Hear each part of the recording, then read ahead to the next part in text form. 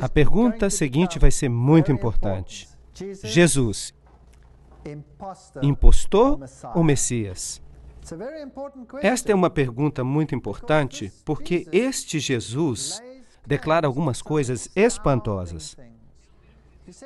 Ele diz, por exemplo, eu sou o caminho, a verdade e a vida. Quantos vêm ao Pai? Ninguém vem ao Pai senão por mim. Isto é o que ele diz. E hoje, este Jesus está sendo marginalizado. E os críticos, sobretudo o que se chama de novo movimento da reforma, estão esmiuçando a Bíblia. Estão arrancando o coração do lado messiânico da Bíblia. Jesus, se nós quisermos ter uma unidade mundial de religiões, deve se tornar no mesmo nível que os demais. Não é isso? Ele não pode sobressair mais do que ninguém. Ele tem que ser rebaixado ao nível de todos os outros. Mas se este Jesus Cristo é o Messias de Deus e é Deus, bem, então chegamos a um impasse. Então vejamos o que a Bíblia diz, porque eu não quero influenciá-los. Jesus, impostor ou Messias? Jesus diz em João, capítulo 6, versículo 38, porque eu desci do céu. Ora, isto não é algo que todos podem dizer, não é certo? É incomum, eu não poderia dizer isso. Assim, ou é presunção ou é verdade. Um livro de Josh McDowell diz que as profecias messiânicas foram acidentalmente ou coincidentemente cumpridas por Jesus.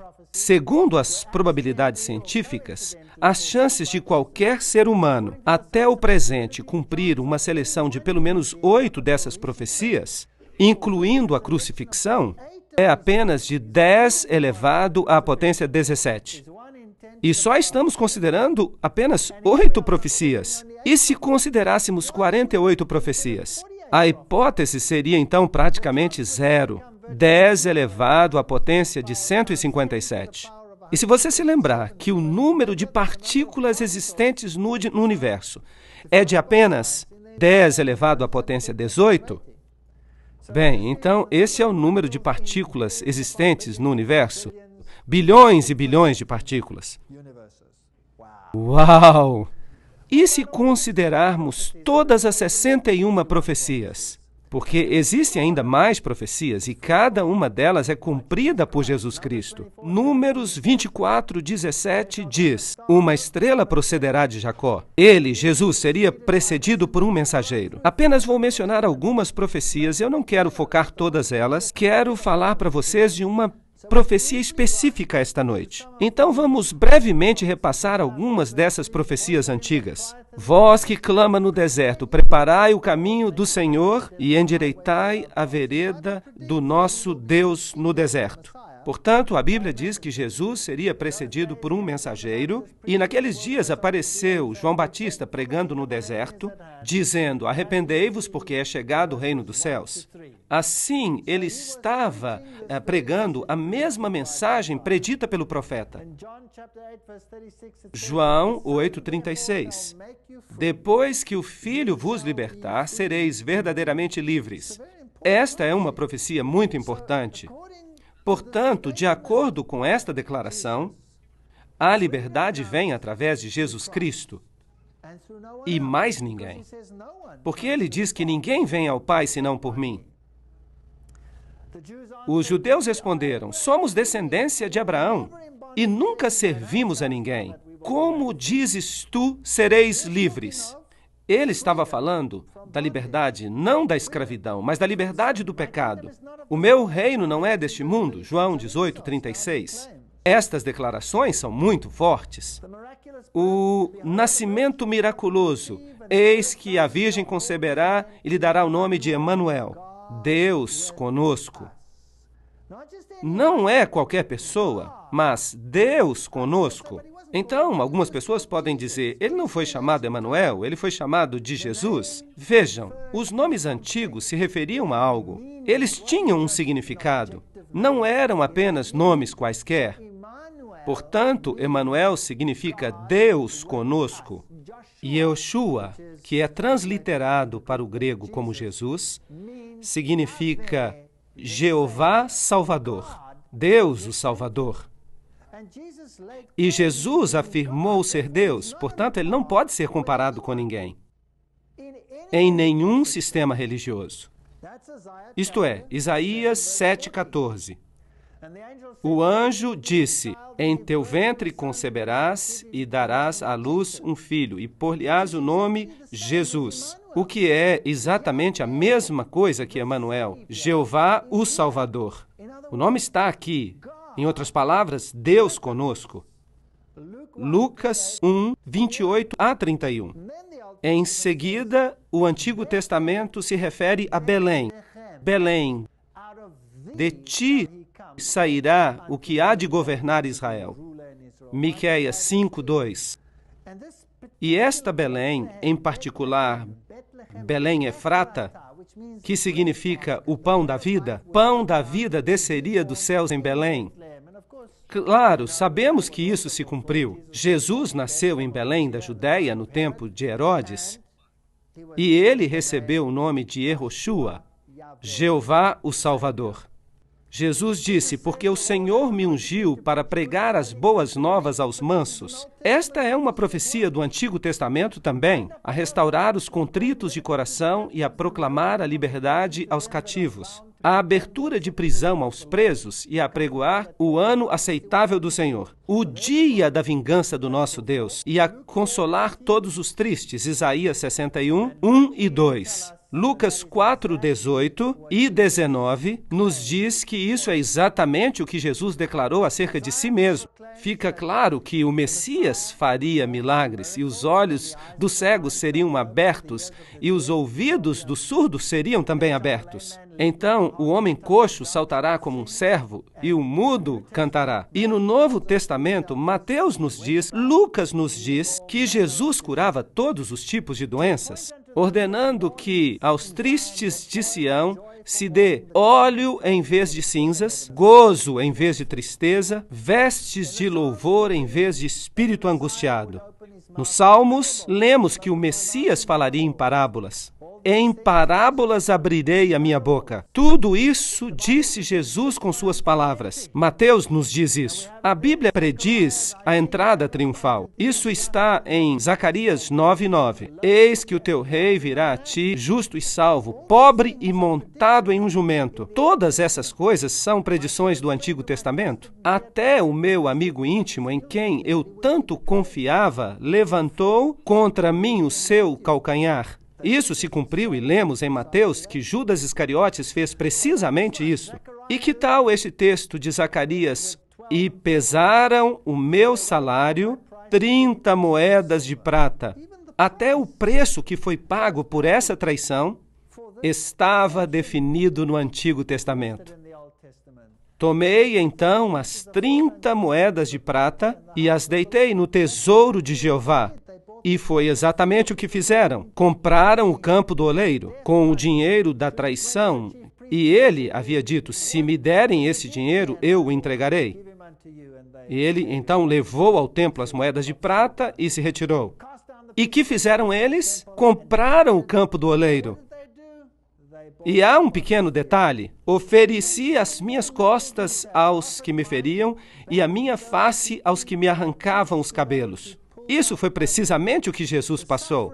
Inacreditável. Não escondi a minha face dos que me afrontavam e dos que me cuspiam. Ele passou pelos tribunais 7 vezes. 7 vezes, e foi golpeado no rosto, diante de Caifás, depois Anás, diante do tribunal à noite, logo depois, diante dos oficiais romanos.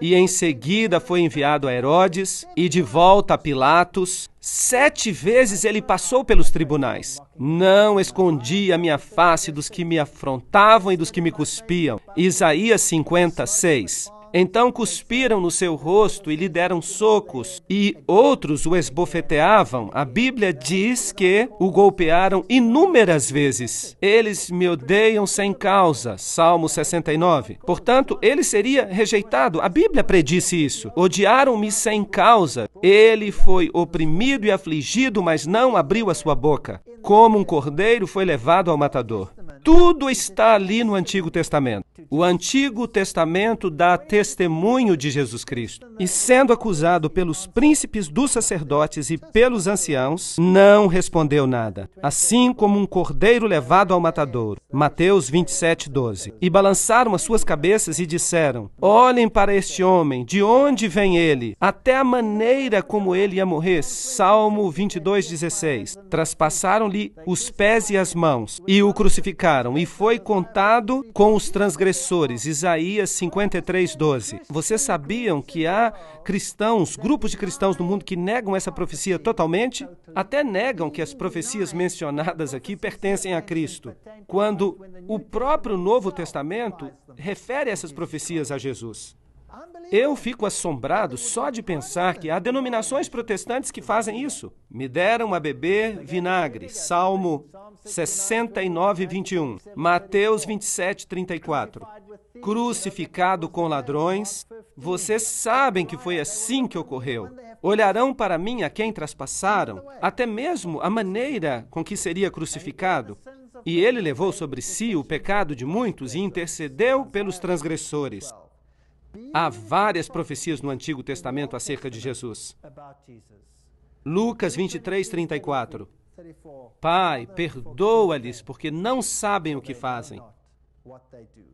Cada pequeno aspecto acerca do Messias foi predito e é cumprido por Jesus Cristo. Repartem entre si as minhas vestes e lançam sortes sobre as minhas roupas. Antigo Testamento, Salmo 22:18. E poderíamos continuar seguindo aí por diante. Vocês sabiam que dividiram entre si as suas vestes, mas lançaram sortes sobre a peça branca. Por quê? Porque era inconsútil, de um só pedaço. E há uma tipologia nisso. A justiça de Cristo é inteira, perfeita. Ela é tão perfeita que não pode ser dividida. Por isso, lançaram sortes sobre a veste. Há uma linda tipologia aqui em João capítulo 19. As pessoas me perguntam, por que ele disse, Deus meu, por que me desamparaste? Porque isso foi predito em Salmo 22:1. Ele morreu a morte da superação total. Por você e por mim. Trespassaram-me as mãos e os pés. Até este detalhe encontramos predito. Salmo 31:5. As últimas palavras que ele diria: nas tuas mãos entrego o meu espírito. Pai, nas tuas mãos entrego o meu espírito. Tudo está ali no Antigo Testamento. Ele lhe guarda todos os seus ossos. Nem sequer um deles se quebra. Isso já é uma tipologia com o cordeiro da Páscoa. Ele tinha que ser comido, mas nenhum osso lhe era quebrado. Por quê? Porque os ossos do Messias não seriam quebrados. Era o dia da preparação e os judeus estavam com medo que ele descesse da cruz e escapasse. E não queriam ter que persegui-lo no dia de sábado, porque eles tinham muitas regras a respeito disso escritas no Talmud. Assim deram ordem para que quebrassem as suas pernas. É isso que o Novo Testamento diz, mas vindo a Jesus, perceberam que já estava morto e então não lhe quebraram as pernas, cumprindo a profecia, João 19:32 e 33. E eles perfuraram o seu lado. Portanto, o local do seu nascimento está predito, a forma como nasceria está predita, a sua traição foi predita e a forma como ele haveria de morrer está predita, pormenorizadamente. Eu lhe dei apenas um esboço, não temos tempo para entrar nos detalhes, nas nuances, porque tudo é absolutamente espantoso. Aqui temos uma bela declaração. Cristo foi tratado como nós merecíamos para que nós pudéssemos receber o tratamento a que ele tinha direito. Foi condenado pelos nossos pecados, nos quais não tinha participação, para que fôssemos justificados pela sua justiça, na qual não tínhamos parte. Sofreu a morte que nos cabia, para que recebêssemos a vida que a ele pertencia. Pelas suas pisaduras fomos sarados. Uma linda declaração. Porque Deus amou o mundo de tal maneira que deu o seu Filho unigênito para que todo aquele que nele crê não pereça, mas tenha a vida eterna. Isaías 53 novamente diz: a sua sepultura seria com os ímpios. Muito interessante.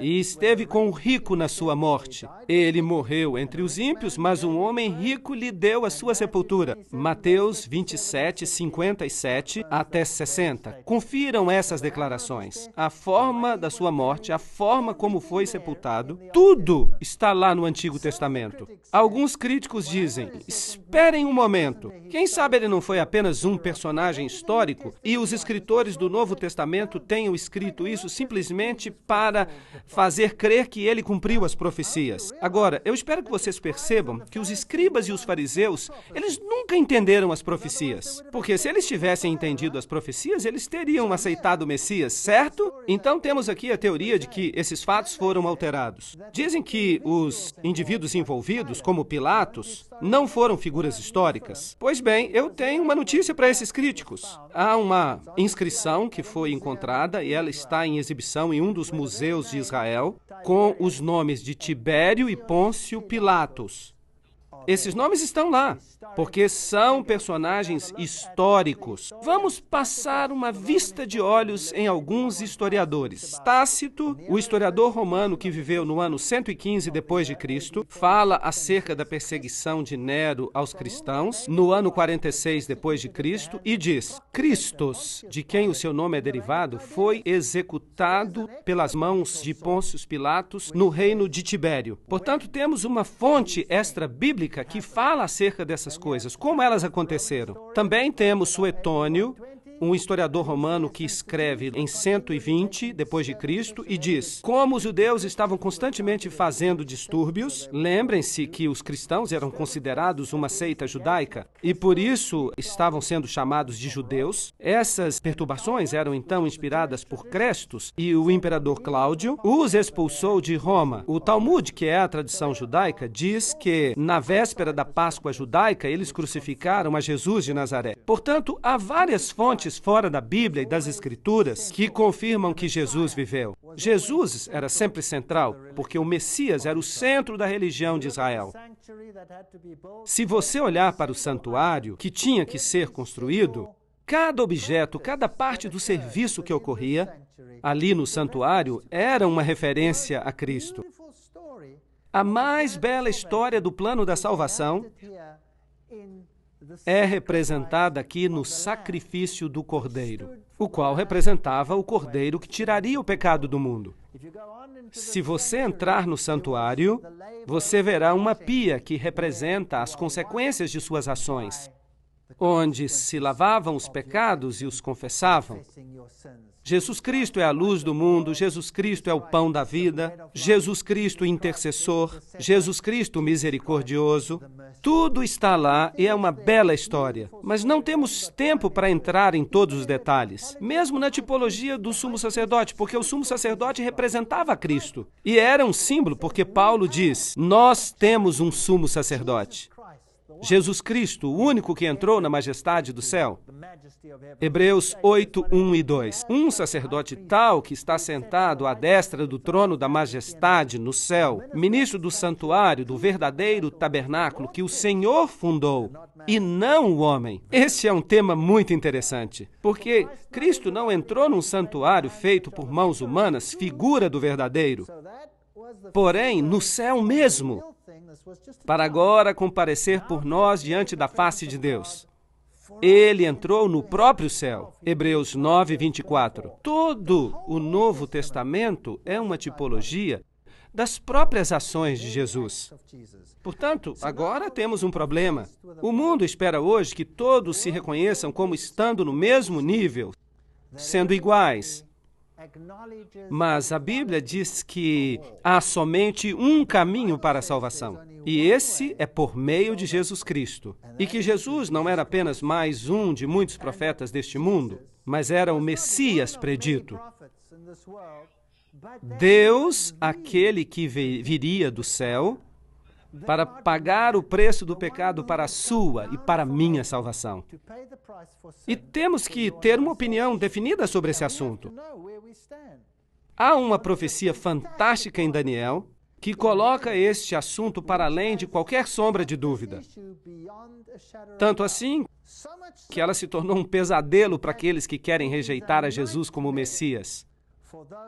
Em Daniel, capítulo 8, temos também um trajeto ao longo da história, como fizemos no capítulo 2 de Daniel, no qual estudamos a cabeça e os braços de prata, e o bronze e o ferro. Mas aqui toda a história se repete, representada por animais. E você tem aqui um carneiro específico com 2 chifres, um maior do que o outro, e a Bíblia nos diz quem é. Não temos que adivinhar. E é uma referência aos medos e persas. E depois de falar desses 2 chifres, nos diz que um bode apareceu com um chifre notável entre os olhos. E, novamente, não temos que adivinhar. E Daniel, capítulo 8, nos diz que o chifre proeminente do bode representa o primeiro rei da Grécia. E então, quem era esse rei? O Alexandre o Grande. Não temos que adivinhar nada. A Bíblia nos diz precisamente o que cada símbolo representa. A Bíblia também diz que ele se aproximou do carneiro e atacou o carneiro e lhe quebrou os 2 chifres. A Medopérsia foi conquistada, portanto, o bode chega voando, colocando sobre o outro toda a sua força e lhe quebra os chifres. E Daniel 8:8 diz que o bode se engrandeceu sobremaneira, mas estando no apogeu do seu poder, aquele chifre lhe foi quebrado. Portanto, Alexandre o Grande também chegaria a seu fim. E no seu lugar, 4 notáveis chifres cresceriam para os ventos do céu. E nós sabemos que a Grécia acabou dividida em 4 regiões. É muito interessante. Havia 2 generais lutando pelo império, mas depois de todas essas batalhas, restaram então 4 regiões. E daí saiu um chifre que cresceu muito para o Oriente, para o Sul e para a Terra Formosa.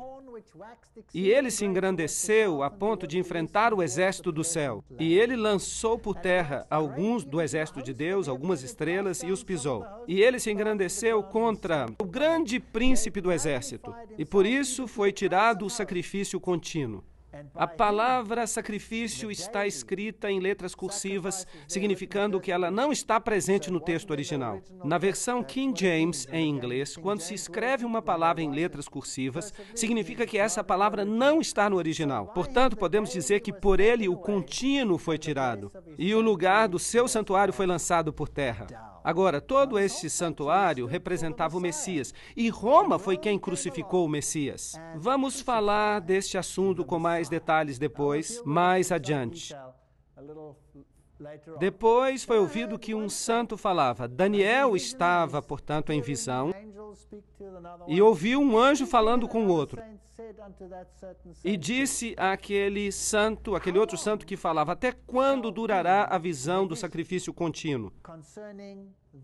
A palavra sacrifício está acrescentada. A palavra contínuo é tamid em hebraico. Tamid era o fogo que estava sempre queimando. Quando os judeus viam esse fogo que estava sempre queimando, eles sabiam que um sacrifício estava sendo feito em seu favor. Poderemos voltar a este tema mais tarde, em outra palestra.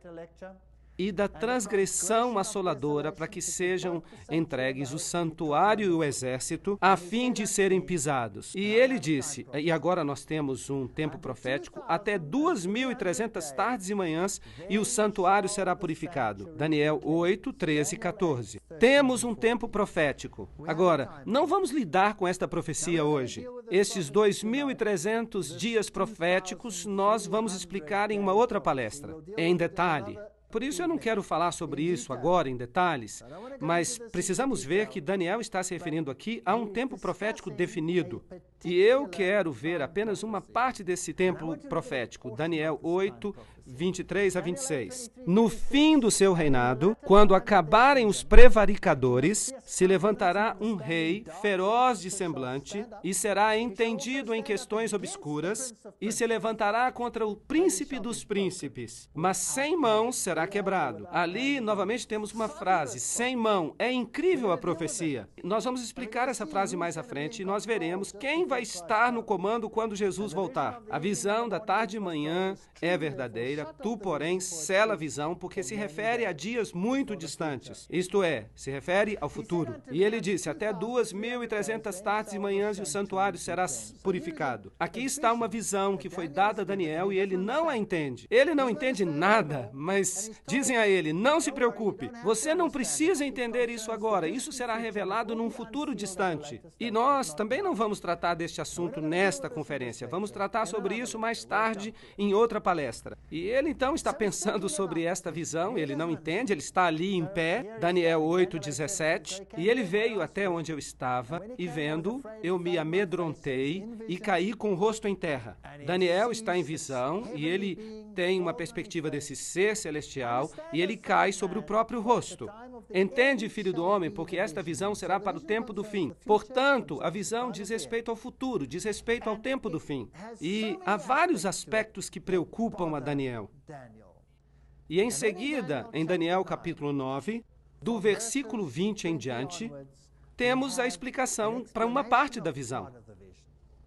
Portanto, estando eu ainda falando na oração, o anjo veio voando rapidamente e falou comigo, dizendo, Daniel, e este é o anjo Gabriel, agora saí para dar-te sabedoria e entendimento. Agora o anjo vai explicar alguma coisa. Assim, nós queremos saber do que se trata. Ouçamos, 70 semanas estão determinadas sobre o teu povo e sobre a tua santa cidade. Quantos dias há na semana? 7. Então, 70 semanas seriam 70 vezes 7. Com esta multiplicação, chegaremos aos dias. Portanto, 70 semanas estão determinadas. E esse povo, eles são os judeus. E a tua santa cidade? Que cidade é essa? Jerusalém. Para cessar a transgressão e para dar fim aos pecados e para expiar a iniquidade e trazer a justiça eterna e selar a visão e a profecia para ungir o Santíssimo. Daniel 9:24. Uma visão tremenda, uma profecia tremenda. Portanto, as 70 semanas estão determinadas, literalmente se diz cortadas, para, neste período de tempo indicado, todas essas coisas se cumprirem. Fim dos pecados, reconciliação pelas iniquidades, trazer a justiça eterna. Agora, quem é que faz isso tudo?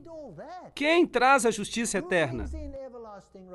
Quem pode trazer o fim do pecado? Somente Jesus.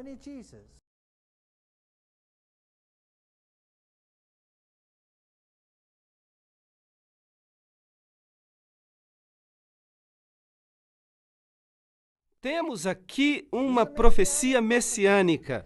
Agora, deixe-me dizer a vocês, os judeus estão muito aborrecidos acerca desta profecia. Escutem isto. Eu vou ler para vocês uma maldição rabínica e vocês poderão encontrá-la na lei talmúdica, página 978, seção 2, linha 28. Permitam-me ler. Os ossos das mãos e os ossos dos dedos se caiam e se decomponham, àquele que se volte às páginas do livro de Daniel para saber o tempo de Daniel 9, 24 a 27. E que sua memória desapareça da face da terra para sempre. Uau! Incrível! Esses homens estão falando sério? Concordam? Portanto, agora eu tenho que fazer uma pergunta para vocês. Vou fazer uma pergunta a vocês. Vocês estão dispostos a avançar a despeito dessa maldição? Porque se vocês forem calcular comigo o período de tempo descrito em Daniel, capítulo 9, 24 a 27, então essa maldição, teoricamente, poderá cair sobre vocês. Mas eu quero falar algo para vocês. Eu sirvo a alguém que é maior do que esta maldição e eu não tenho medo desta maldição. Eu sei por que eles têm esta maldição. Eles têm essa maldição porque se ela não estivesse aí, alguém poderia calcular o período de tempo e descobrir a quem realmente devem seguir. Vamos ler. cortado, determinado, separado de 70 semanas cortadas da maior profecia para os judeus. 70 semanas são para os judeus. Agora vamos passar os olhos em profecia, um dia vale um ano. Uma semana são, portanto, 7 dias. Então, no princípio, dia-ano significa que a semana inteira vale 7 anos. Agora, eu posso dizer isso para você simplesmente de mim mesmo? Não. Isso seria uma arrogância. Por isso, vamos procurar um apoio bíblico. Ezequiel, capítulo 4, versículo 6. Um dia te dei por cada ano. Ele está falando em sentido profético. Números, capítulo 14, verso 34. Segundo o número dos dias em que espiastes essa terra, 40 dias, cada dia representa um ano. Portanto, vamos testar agora esse conceito. Temos o princípio dia-ano. Vamos ver onde o número de 70 semanas nos leva. 70 semanas são determinadas sobre o teu povo. 70 semanas. Bem, uma semana tem 7 dias, então, quanto é que temos em dias? 490 dias. E este é o resultado, então, dos 490 anos proféticos que estão cortados, determinados. Cortados do quê? Obviamente, dos 2.300 dias proféticos, dos quais falava Daniel. E isso, então, nos leva a 2.300 anos proféticos. 490 anos são separados para os judeus. Isso é o que significa. Bem, vamos analisar, então, um pouco mais longe. Bem, então, o santuário seria purificado no final desse período. Bem, mas agora eu vou tratar apenas desta parte da profecia, apenas das 70 semanas, para descobrirmos de que falava. Então precisamos saber quando começa esta profecia, certo? Assim, quando começam esses 2.300 anos? Então, a partir de que período começamos a contar estas semanas? O código rabínico diz que nós não estamos autorizados a estudar isso, mas Daniel 9:24 nos dá a resposta. Há uma maldição sobre este versículo. Interessante que os rabis, decidiram amaldiçoar uma parte de Daniel. Isso não nos confunde um pouco? Eu me confundiria. 70 semanas estão determinadas sobre o teu povo. Sabe e entende. Desde a saída da ordem para restaurar e edificar Jerusalém, até o quê? Até o Messias. Então, desde a saída do decreto para restaurar e reconstruir Jerusalém, lembre-se que Daniel está no cativeiro. Jerusalém está destruída, ela está desolada por 70 semanas. E começamos a contar quando? A partir do momento em que o decreto sai. Desde que sai o decreto, a ordem para edificar e restaurar Jerusalém, até o príncipe, o Messias, haverá 70 semanas e as ruas e os muros se edificarão, mas em tempos angustiosos. Daniel 9:25. Incrível! Daniel acaba de receber uma profecia messiânica que diz precisamente quando é que o Messias viria. Você sabia que isso está na Bíblia? Sabiam disso? Ora, vamos analisar estes versículos. 7 semanas, 49 dias, 49 anos. 62 semanas, 434 dias e 434 anos. Onde nos leva isto? O decreto para reconstruir e restaurar Jerusalém, e então se passariam 7 semanas e o templo seria restaurado. E então o Messias, o príncipe, viria. E então, do que necessitamos? Precisamos de uma data para começar. Podemos identificá-la neste período de tempo, certo? Precisamos de uma data para o começo. Artaxerxes, o rei da Pérsia, emitiu um decreto no ano 457 a.C. Este decreto dava total liberdade política aos judeus. Houve o decreto de Ciro anteriormente, que dizia respeito apenas ao templo. Mas este decreto de Artaxerxes, em 457 a.C., faz referência ao reestabelecimento de Jerusalém. Aí está. Portanto, temos uma data de início. Então, 457 mais 483, que são os 49 somados a 434, isso nos remete ao ano 27 depois de Cristo. Agora, o que aconteceu, então, no ano 27 depois de Cristo? 69 semanas, 483, um dia por ano, você se lembra? Então, vejamos este decreto. Esdras 7, 12, 13. Artaxerxes, rei dos reis, ao sacerdote Esdras, escriba da lei do Deus dos céus, por mim se decreta que, no meu reino, todo aquele que pertence ao povo de Israel, que quiser ir contigo a Jerusalém, vá. E este era o decreto. Por mim, Artaxerxes, rei dos persas, se decreta que todos os oleiros que estão além do rio, tudo aquilo que pedir o sacerdote Esdras, escriba da lei do Deus dos céus, prontamente se faça. E, além disso, uma inscrição arqueológica foi encontrada que confirma a data de 457 a.C., que está escrita em pedra. 457, 490 anos, o final da profecia são 2.300 anos. Sabe e entende que desde a saída da ordem para edificar Jerusalém até o Messias, o príncipe, haverá 7 semanas e 62 semanas. Agora, 7 acrescidos de 62, quanto é que é? 69 semanas. Total das profecias se refere, portanto, a quantas semanas? 70. Portanto, há uma semana a mais. Mas a profecia diz que o Messias, que significa ungido, viria após as 69 semanas. E isso tinha que ocorrer em que ano? Vocês estão se lembrando? 27 depois de Cristo. Portanto, o decreto saiu em 457, 69 mais 7, 82 dias e a recuperação total, esta parte em particular até o Messias, e, portanto, 27 depois de Cristo, até o Messias. Agora, quantos anos tinha Jesus quando ele começou o seu ministério messiânico? Ele tinha 30 anos. Então, por que 27 depois de Cristo? Então, temos um problema, porque 30 e 27 não são compatíveis. Agora, você pode ir a uma enciclopédia, mesmo uma enciclopédia infantil, e você vai perceber que o início da nossa era foi deslocado. Que, de fato, o começo da nossa era aconteceu uns 4 anos antes de Cristo.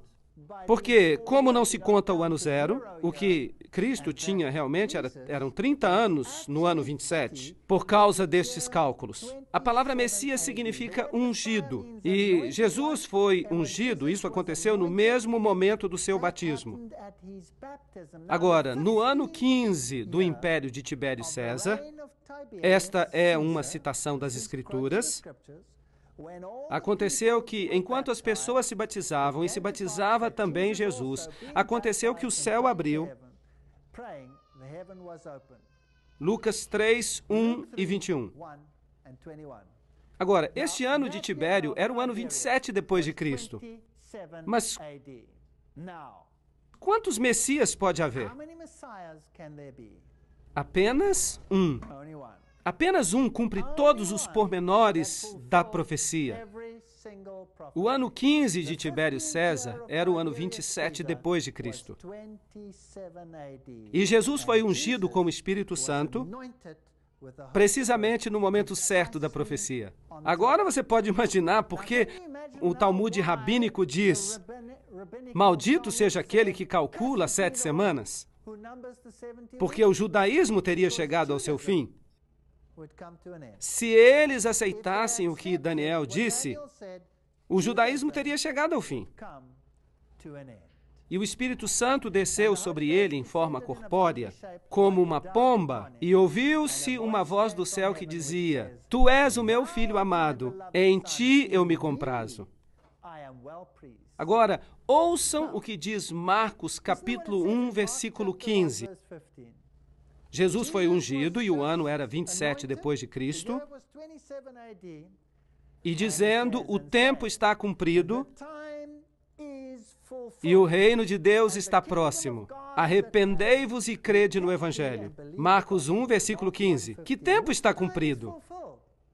Que tempo é que foi aqui cumprido? João 1:29. Eis o Cordeiro de Deus que tira o pecado do mundo. O ungido, o Messias, havia chegado. Deus ungiu a Jesus de Nazaré com o Espírito Santo e com poder. Atos 10:38. E teve lugar isso no seu batismo. Portanto, o Messias viria e tomaria os pecados do mundo sobre ele. E isso foi predito precisamente na Bíblia. E a data também. Gálatas 4:4. Mas vindo o cumprimento do tempo, Deus enviou o seu Filho. Cumprimento de que tempo? Havia uma profecia que tinha que ser cumprida. E só Jesus a cumpre. Mais ninguém. Eu vou deixar isso bem claro para que ninguém tenha dúvida. Ninguém. Nem Krishna, nem Buda, nem Maomé, ninguém. Mas apenas Jesus cumpriu. Ninguém mais. Portanto, apenas existe um Messias bíblico. E ninguém vem ao Pai senão por ele. Eu estive dando umas palestras na Alemanha. Quando eu disse isto, alguém se levantou na plateia e disse: mas isso é arrogância. Como é que alguém pode dizer que ninguém vai ao Pai senão por Jesus Cristo? Isto é uma arrogância. E o que acontece com todos os outros? Sim, eu disse, você tem razão, eu sou arrogante. Quando eu digo que ninguém pode chegar até o Pai, exceto por esta pessoa específica. Mas se alguém chega até mim e me diz, e eu estou ali sentado com a minha filha, e essa pessoa me diz, você é o pai dessa criança? E eu digo, sim, eu sou o pai desta criança. E essa pessoa me diz, com tantos milhões de habitantes no planeta, você diz que você é o pai desta criança? Isso é uma arrogância. Bem, quem sabe isso seja uma arrogância, mas poderá também ser que isso seja um fato, certo? Embora a minha irmã diga que a paternidade é apenas uma opinião, enquanto que a maternidade é um fato, talvez nós pudéssemos discutir este assunto, mas o fato é que o ponto da questão que eu estou fazendo é que se Jesus é o Messias, e se Jesus é Emanuel, e se Jesus é o Yoshua, Jeová, o Salvador, Jesus, então ninguém mais cumpre, certo ou errado? E se ele é o Criador, não há mais ninguém que se qualifique, certo? Então, eu devo me contentar com a confusão, ou eu posso tomar uma decisão? E se me pedirem que eu adore uma outra pessoa? Pois bem, eu tenho notícias muito interessantes. No meu país, na África do Sul, estão saindo algumas leis novas, novos currículos, e estão fazendo uma filtragem com todas as pessoas, e todo mundo vai acabar recebendo isso. E no nosso sistema de escola, nós temos algo chamado Currículo 2005, que significa que no futuro nossas crianças precisarão ser educadas em todas as religiões e deverão aprender todas as orações de todas as religiões e deverão reconhecer todas as divindades de todas as religiões também. Eu tenho um problema com isso. Portanto, em breve, talvez me apresentem uma imagem e eu terei que dizer, eu lamento, sinto muito, mas não posso concordar com isso. Vindo o cumprimento dos tempos, Deus enviou o seu Filho. Gálatas 4:4. E o que acontece na 70ª semana? Sabiam que existem ainda muitas pessoas? Sim, há muitas pessoas que interpretam as profecias deste mundo e algumas pessoas pegam esta profecia das 70 semanas e a lançam no futuro, um futuro indefinido. E dizem que esta semana pertence ao anticristo. Mas esperem um momento. As 70 semanas dizem respeito aos judeus para terminar a transgressão, trazer a justiça eterna. E tudo isso é messiânico. Tudo é messiânico. Depois das 62 semanas, o Messias será... Agora, o que é que está escrito ali? Será cortado. Mas não para si mesmo. O que significa isso? Ele irá morrer, mas não para si mesmo. Por quem? Por todos nós. É emocionante. É tremendamente empolgante. E o povo do príncipe que há de vir destruirá a cidade. Agora, temos aqui um quiasma, um paralelismo entre duas forças opostas. E se fala aqui de forças que estão a trabalhar, de um lado o príncipe da profecia e de outro lado alguém que virá para destruir a cidade. Quem é este? Foi Roma. Roma veio e destruiu a cidade no ano 70 depois de Cristo. Portanto, será cortado o Messias, mas não para si mesmo, e o povo do príncipe que virá destruirá a cidade e o santuário, e o seu fim será com a inundação. Até o fim da guerra, a desolação está determinada. Daniel 9, versículo 26. E ele firmará uma aliança com muitos por uma semana. Este é o Messias agora. O outro governante, o Messias, e é assim que funciona essa forma de paralelismo quiásmico. Então, o Messias confirmará um pacto com muitos durante uma semana. Mas agora, por favor, notem isto. Na metade da semana fará cessar o sacrifício e a adoração. Uau! Como é que Jesus, o Messias, pôs fim ao sistema de sacrifícios? Ele se tornou o sacrifício. Ele se tornou o sacrifício, portanto, temos agora a 70ª semana. Amigos, por favor, pensem acerca disso. A 70ª semana ainda pertence ao Messias.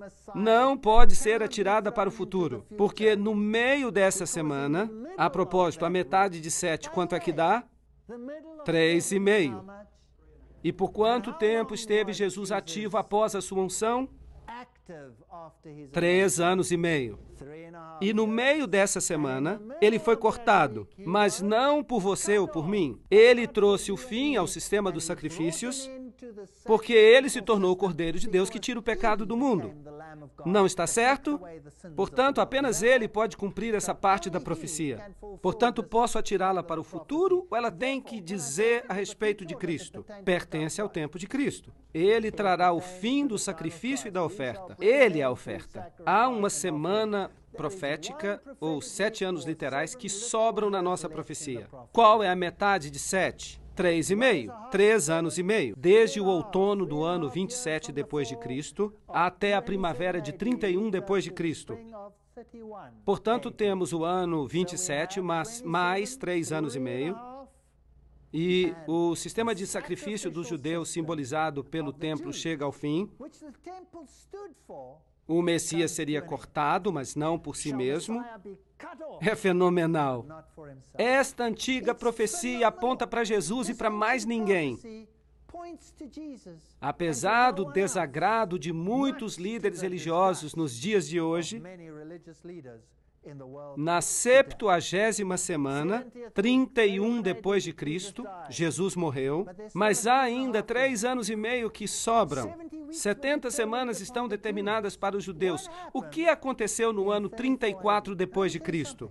Eu vou lhes contar algo. Jesus disse aos judeus e aos discípulos: vão primeiro aos filhos perdidos de quê? De Israel. Ide primeiro às ovelhas perdidas de Israel. Ele não as rejeitou, nem mesmo na sua morte. Ele disse: ide primeiro às ovelhas perdidas de Israel. E eles trabalharam primeiro entre os judeus. Mas aconteceu em 34 depois de Cristo algo. Apedrejaram a Estevão. Apedrejaram a Estevão e os cristãos fugiram da perseguição.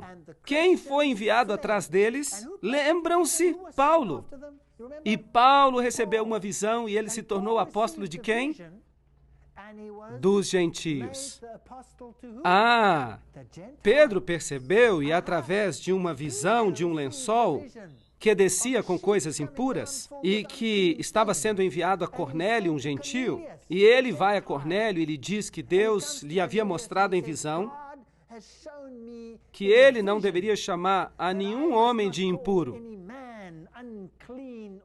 Sabem o que ele diz? É ilegal para um judeu associar-se com um gentio, mas Deus me mostrou em visão que eu posso me aproximar de você. Portanto, no ano 34 depois de Cristo, Estevão é apedrejado. A missão de que o evangelho deveria ser levado através dos judeus, pelos judeus, chega ao fim, e os gentios agora prosseguem com a mensagem. Eles pregam o Cristo ressuscitado. Não é interessante?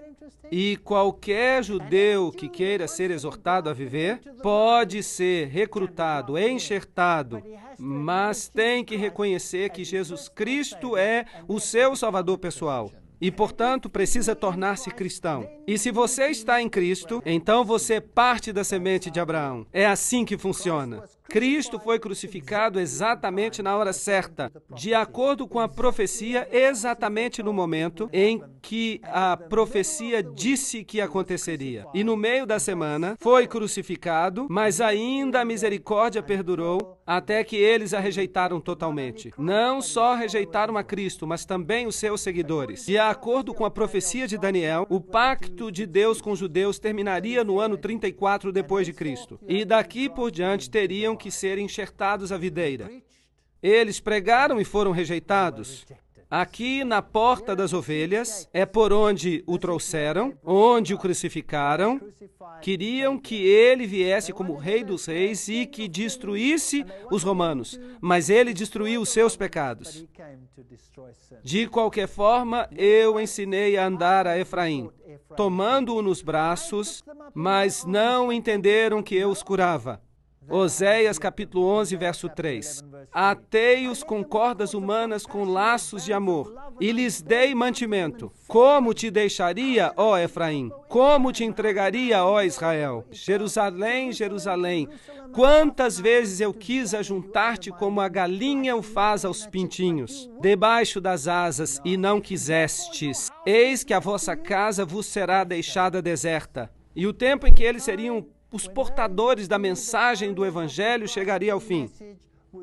E quando ia chegando, viu a cidade e chorou sobre ela, dizendo: Ah, se tu conhecesses também, ao menos neste teu dia, que a tua paz pertence, mas agora isso está encoberto aos teus olhos. Por quê? Por causa da dureza dos vossos corações. Porque virão dias sobre ti em que os teus inimigos te cercarão com trincheiras, e te sitiarão, e te estreitarão de todos os lados, e te derrubarão a ti e aos teus filhos, que dentro de ti estiverem, e não deixarão pedra sobre pedra. Lucas 19. Foi cumprido? Sim, que a sua casa seria deixada deserta, desolada. Portanto, o evangelho passou a ser levado agora pelos gentios. A propósito, o que significa deserto? Significa que sobra algo ou que já não há vida? Nada, absolutamente nada. No meio da semana, Cristo faria cessar o sacrifício. Esses versos dizem que o Messias morreria sendo crucificado no 14º dia do primeiro mês judaico, no ano 31 depois de Cristo. E cada detalhe foi cumprido por Jesus Cristo. Agora, notem isso. A Bíblia diz em Marcos 15:38 que o véu do templo se rasgou em dois, de alto a baixo, não de baixo até o topo. A partir do alto até embaixo. Quem o rasgou? Deus. Deus o rasgou. Agora, quando Deus rasgou o véu, o caminho do santo para o santíssimo foi aberto. Agora, isso significava que qualquer judeu podia ver o lugar santíssimo e viver. Uau! Por quê? Porque o sistema de sacrifício tinha chegado ao fim. Pensem nisto.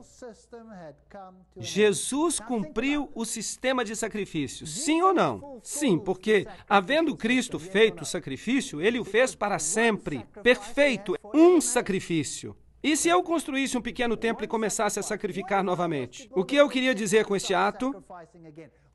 Que Cristo não foi sacrificado e que não cumpriu tudo. Assim que, se eles querem construir outro templo, deixem que construam-no, mas ele não vem de Deus. Vocês têm acompanhado a lógica da minha apresentação até aqui? E o véu do templo se rasgou em dois, de alto a baixo. Mateus 27:51. Isso foi escrito para nós. Então, de acordo com as profecias de Daniel, o pacto de Deus com os judeus cessaria em 34 depois de Cristo, ao final da 70ª semana. E não se pode lançar a 70ª semana para o futuro, porque o sistema de sacrifício foi encerrado pelo próprio Jesus. Portanto, ela se encaixa melhor no passado. Em 34 depois de Cristo, Estevão é apedrejado, os líderes dos judeus rejeitam o evangelho e este vai para os gentios. Gálatas capítulo 3, versículo 29, diz que se sois de Cristo, sois descendência de Abraão e herdeiros conforme a promessa. Tanto, por outras palavras, todos os que aceitam a Jesus Cristo se tornam parte da semente de Abraão. Sim ou não? Paulo diz a semente no singular, o que significa que se refere a Jesus Cristo e nada mais. Porque em Jesus Cristo nem a circuncisão nem a incircuncisão tem virtude alguma, mas sim o ser uma nova criatura, e em todos aqueles que andarem conforme esta regra, paz seja sobre eles. E quem são estes? Os que aceitam a Cristo, são eles. Então, eu amo os judeus, eu tenho muitos amigos judeus. E diariamente eu oro com todo o meu coração para que eles aceitem o Evangelho. Espero que haja muitos judeus aqui hoje. Não estou querendo rebaixar os judeus, eu estou simplesmente explicando a profecia que aponta para Jesus. E ele me disse, até 2.300 tardes e manhãs e o santuário será purificado. E há mais coisas nesta profecia do que simplesmente isso. A purificação do santuário é uma festa judaica. E vamos vê-la mais à frente. É uma festa que se refere ao dia de juízo nos tempos do fim. Segundo a profecia, o fim do mundo, a profecia diz 2.300 anos mais tarde, e logo virá então a eternidade. Todos sabemos que esta terra foi julgada uma vez e destruída por um dilúvio. E todas as pessoas que não estavam na arca morreram afogadas. E da mesma forma, examinais as Escrituras, porque julgais ter nelas a vida eterna. E são elas que de mim testificam. João 5, versículo 39. Em Jesus temos vida. Em Jesus somos salvos. Em Jesus podemos entrar no reino. Em Jesus e mais ninguém. E se compreendermos esta profecia, então não poderemos ser enganados pelas coisas que vão acontecer no mundo. E quero alertar as pessoas deste país, as pessoas de todos os países do mundo, que esta confrontação decisiva vai ocorrer em breve. Mas se nós estivermos com o Senhor, ninguém se perderá. Obrigado pela atenção.